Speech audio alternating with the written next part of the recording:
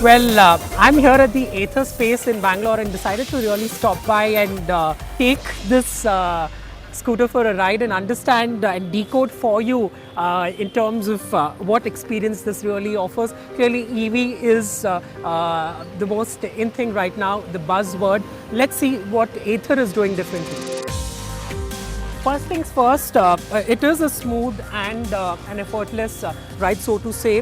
The big concern when it's an EV vehicle is about the pickup, the accelerator. That's clearly smooth, so to say. If I could really focus in, the distinguished has also been this screen that sort of gives you details about your estimated range. A full charge that typically takes about 4 to 5 hours would last for about 70 kilometers. Ather is of course also building this Ather grid, so to say, at public spaces, cafes, offices to help you charge this while you're sort of enjoying a coffee. So yes, the big task that Ather is also trying to solve is the public charging infrastructure, which for any rider is really going to be a cause of concern. And apart from that, they do have a navigation option here, so you can effortlessly use the navigation tool on the display board, so to say. I did try that out. That's a pain point for a lot of people who really want to ensure they go to the right location.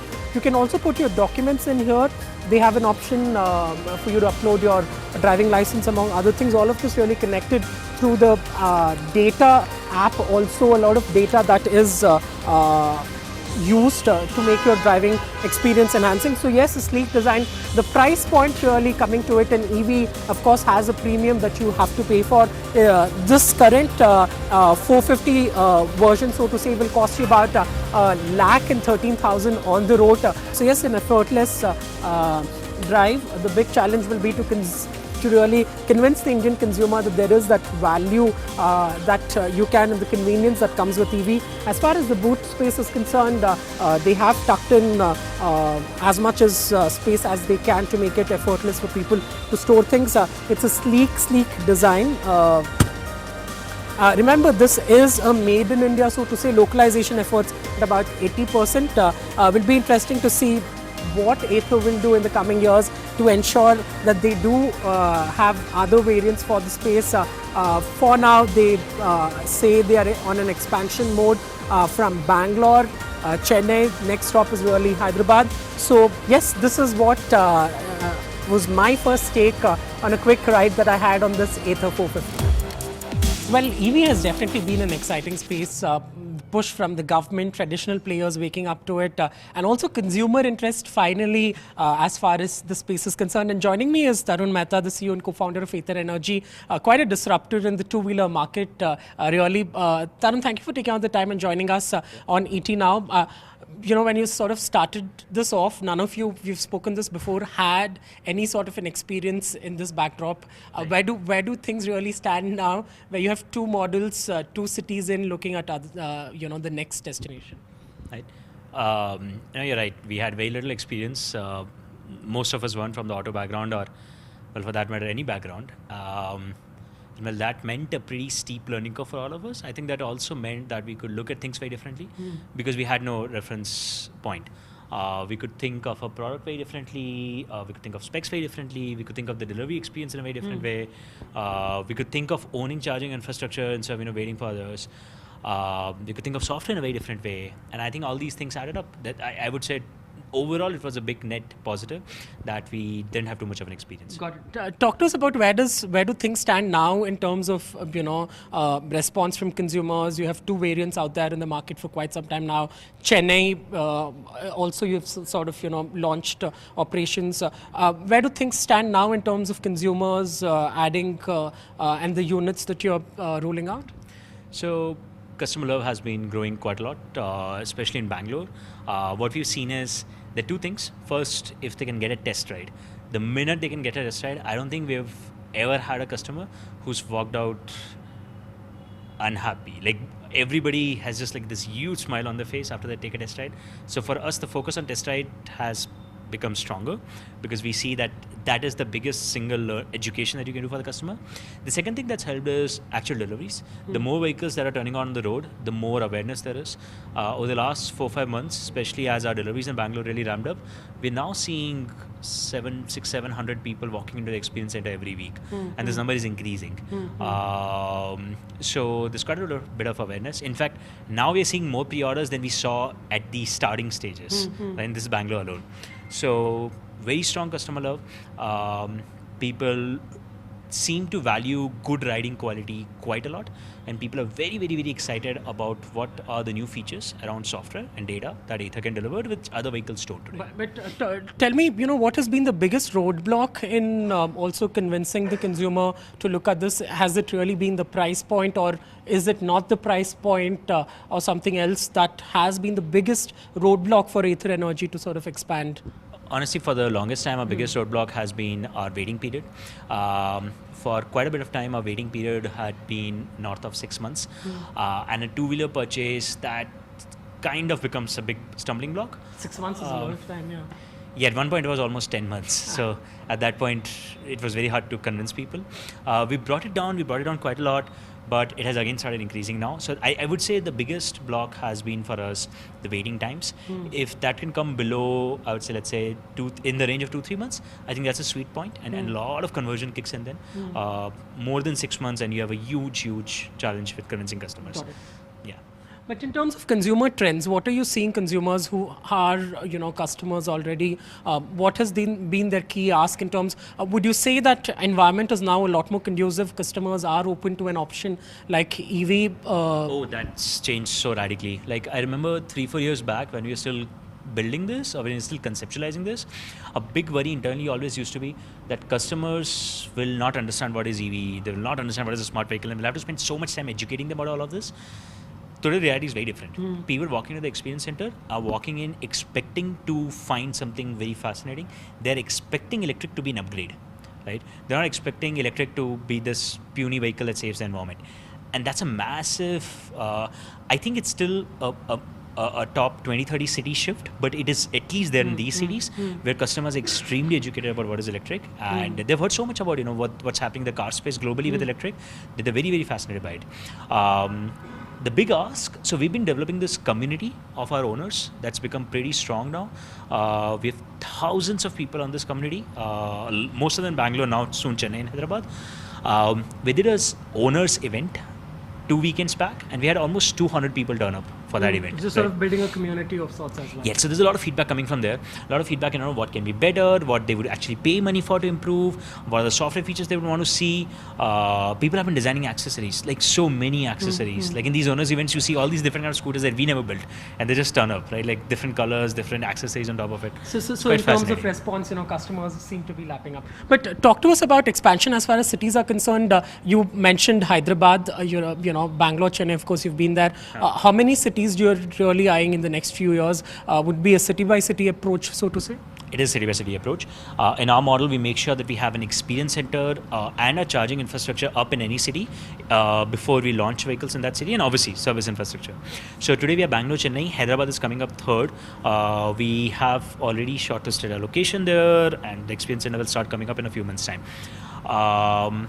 We're going to follow a very similar approach for all cities. What we're looking at is about almost 10 to 12 cities over the next 1.5 years, and hitting about 30 cities in the next about 4 years.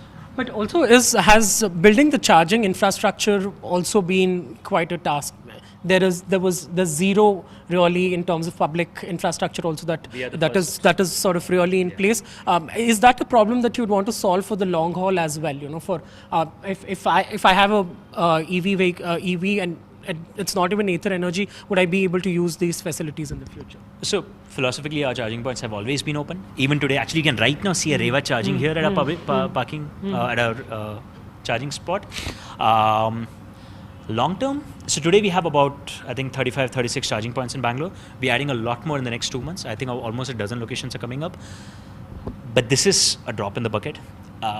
my personal ambition is our ambition at Ather is we want to have 1,000 charging points in Bangalore over the next 3 to 4 years. Right? It's a significant upgrade over what we are thinking, but the more we see usage, the more we understand. I think different models will emerge. We have one kind of model right now, which is super fast charging, a particular kind of location. I think we want to expand this radically. I think consumer behavior is also starting to change. People are going to become more and more comfortable with charging in public locations. While they charge at home for the bulk of the time, charging in public, charging in offices is going to be a big driver. Yeah, that'd be a game changer as well. And we want to serve as much of it as possible. I think a city like Bangalore can easily take 1,000 charging points. But in terms of funding, you sort of recently, a few months back, closed a significant amount of funding. In terms of investment areas, would it now, considering you're going to see demand, you're going to look at city by city approach, a manufacturing facility in the works to also beef up production? How much do you plan to invest there really? So I've said numbers about this and they just keep shouting up, so I'm going to be a little careful about numbers. We have a new vehicle assembly and a new battery assembly coming up. The vehicle assembly is likely going to come up earlier than the battery assembly. Battery assembly should probably come up by end of next year or middle to end of next year. Don't have an announcement on it because we're still in the middle of negotiating and signing up stuff. But these are going to be new facilities. Our current facilities are going to max out by first or second quarter next year. So after that, we move on to new facilities and expand via them. Talks in with multiple partners, multiple state governments. So hopefully soon enough we'll have some announcements. But that'd be a significant investment, right? Probably the biggest one that Ather will make. Actually, our biggest investments continue to be in R&D and product development. I think as a company, we are probably a little bit of an odd one out, where our investments in product development and R&D are almost an order of magnitude higher than what we invest in our infrastructure, at least till now.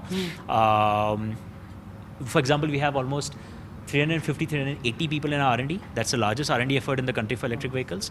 And we did this before launching a single vehicle. So we've been usually a little odd one out in the strategy for investments. With these plans coming up, yes, our investments in infrastructure will start becoming sizable, but our R&D investments will still be larger. With these, we should have a capacity of about 150 to 200,000 units by next year. Got it. But talk to us about, you do have a strategic investor also in the form of Hero Motocorp. Talk to us about the synergies in place. Have you started exploring those synergies? Because when the investment came by, everyone was like, finally, we are seeing the traditional players sort of take up and stand up and take notice of the revolution happening in the EV space. Right. I think Hero has been a phenomenal partner.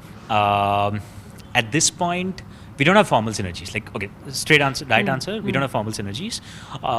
But however, as the space now builds up and now at a pretty rapid pace, there are places to explore, especially on the infrastructure piece, right? Infrastructure is going to be shared. Infrastructure is not going to be individual companies. So there's a big opportunity to sort of share that and maybe build that together. We'll explore that.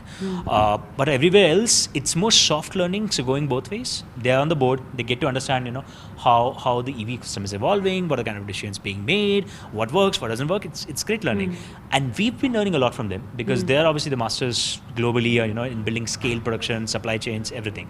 So there's a lot of learning flowing both ways, but formal synergies, also the kind of products we build, the kind of distribution we have is very different. So you can't easily create synergies out of them just like that. You can't just sort of stick and say, put an Ather scooter in a Hero dealership and make it work. I think they're very different business models. So that distinction will always remain, but I think both of us can explore synergies on the infrastructure side. Infrastructure something. But talk to us about the regulatory environment. So much has changed in terms of the messaging from the government itself, right? They've spoken so much more about EV than we have spoken about the auto sector itself in the last 5 years. Has that translated into action? Do you see that also a big, game changer, so to say, to get a lot of change the sentiment about the sector? So this time, all the talk has actually led to change in policies. The policies around charging infrastructure have moved a bit. We saw more incentives recently laddered on the demand side. We are now starting to see conversations on incentivizing suppliers and supply side overall. And I think that's great. Actually, that's the biggest focus area that needs to be there.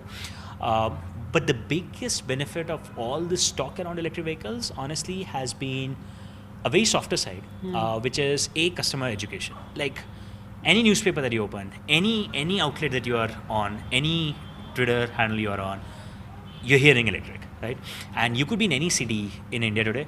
You're getting educated about, that electric vehicles are the future, they're going to be better, they're going to be cheaper. That is the cheapest publicity, cheapest marketing that an OEM can get, right? If we had to go and educate somebody in a tier 2, tier 3 town, we would have to spend so much. But the government's done a brilliant job in educating everybody that EV is the future, so you should go buy electric. And that's great. The second thing that it helps us is the entire supply chain is trying to change. Like a few years back, it would take a lot of effort for us to convince a supplier to work with us, right? We'd have to throw everything. And it's like, we'll pay you for everything, we'll pay for the tooling, we'll pay for the die, we'll pay for the testing. You quote a money, we'll pay you that. Like somehow just deliver us something, right? I think that's changed significantly. There's a lot of supply interest now to work with an EV player. That helps somebody like us because we're the first ones in the space. But they actively want to forget business cases, everything aside, right? They're like, can we just build something for this space? Can we just build anything for you guys? So it sort of has an ecosystem ripple effect as well. Major ripple effect, right? And I think that's been the biggest upside. Got it. Last couple of questions. In terms of product offerings, Tarun, will we see a lot more variants, or is the focus really on the current two that you have? When do we see you sort of come out with new variants? Is that a focus in itself? You will not see Ather building a ton of different variants and bunch of different product lines. I think we're going to be more focused on the product side. It's just going to be a handful of product lines, maybe just a couple, and just one or two variants across each. So you will see one more variant. But it's not going to be like a flood of, to cater to every different segment, every different market, every different niche. No, that's not going to be us. We're going to be more focused there. We are hoping to have something in the market by end of next year, maybe as a new variant. But until then, it is just basically this. Are you also an Ather customer, so to say? That's. I came on the scooter today. And then you drive it to work? Every day. Every day. Unless I'm going 20, 30 kilometers, it's every day. All right. I can't let you go without asking about, Sachin Bansal and of course Binny Bansal have backed Ather Energy right at the start, 2014. How easy was it to really get them on board, and the larger investments also that we saw from Sachin sort of be part of the last funding round really? So both of them have been big believers. I think there's a lot that we have to thank them for, because they took a bet very early stage. They were true angel investors, right? Betting on when we had a very skeleton of a prototype and no business model per se. And to put in $1 million back then really accelerated what we did and significantly put us ahead of everybody else. What was your pitch? How did you convince them early on when, it's sort of still building a prototype? I think we just spoke about the opportunity. And we said, we are all in. I think there's an opportunity to, everything is going to be electric in the next 10, 15, 20 years. India is a growing market. You're talking about 300-400 million two-wheelers on the road which will have to be electric. 50 or 100 million cars that will have to be electric. So many three-wheelers. The entire transportation going electric, nobody's doing anything. Nobody's building anything, right? No batteries, no charging, no dashboards, nothing. We'll build all of this, and we'll be a far more engineering heavy approach, and we'll build the most sexy product out there in the two-wheeler space. And whatever it takes to build it. And I think both of them have been big believers of a big-term vision, long-term vision, big ambition, and maybe that worked. And but it was a lot more easier to get him to be part of the last funding round than the first angel investments that you got. They of course saw. It's hard to say because Sachin obviously took a significantly bigger bet this time around, but also this time he had the benefit of being on the board for the last 3-4 years, seeing the company very close. He was part of the first deliveries that we did. He'd seen the launch. He'd seen so much stuff. He'd seen team members. When he invested the first time, he had just met me, not even my co-founder, right? Not even Swapnil. So at that point, it was a very different bet. This is a very different bet with a lot more data on it. So. But yeah, phenomenally grateful.